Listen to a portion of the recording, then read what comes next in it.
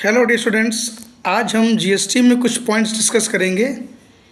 जैसे कि सबसे पहला पॉइंट हमारा है कि अगर गोइंग कंसर्न ट्रांसफ़र होती है तो गोइंग कंसर्न के ट्रांसफ़र होने की सर्विस को हम सप्लाई माने कि ना माने, और ये जीएसटी पे लगेगा इस पर कि नहीं लगेगा। तो देखिए, services by way of transfer of going concern as a whole और independent part thereof are exempt from GST. तो कहने का मतलब ये है कि अगर हमने गोइंग कंसर्न ट्रांसफ़र की है, भले हमने पूरी ट्रांसफ़र कर दी या उसका कुछ पार्ट ट्रांसफ़र किया है, तो वो जीएसटी में एग्जेम्प्ट है, उस पर जीएसटी नहीं लगेगा।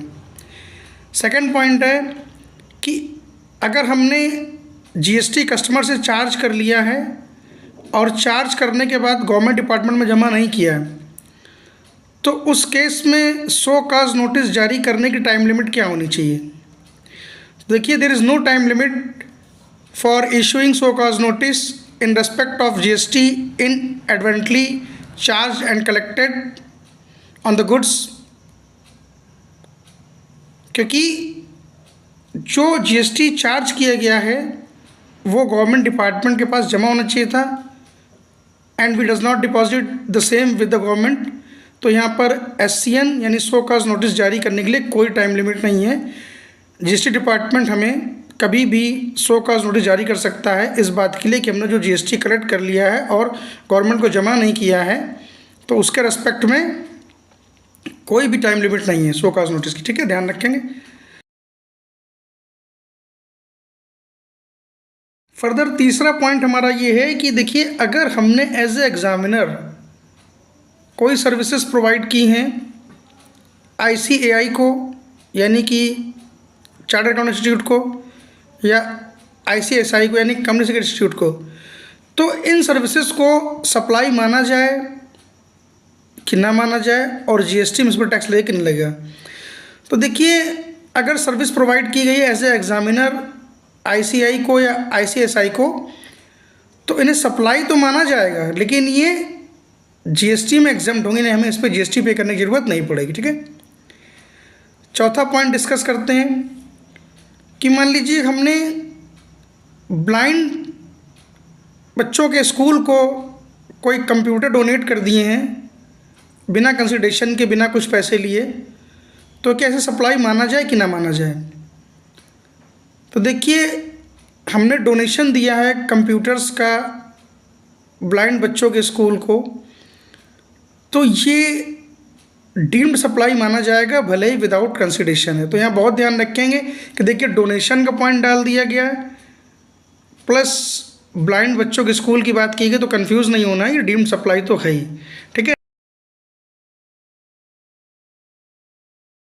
पांचवा पॉइंट हम ये डिस्कस करेंगे कि अगर कोई एम्प्लॉयर अपने एम्प्लॉय को कोई गुड्स या सर्विसेज या गुड्स और सर्विसेज दोनों एज ए गिफ्ट देता है, तो उस केस में सप्लाई इसे माना जाए जीएसटी में कि नहीं माना जाए।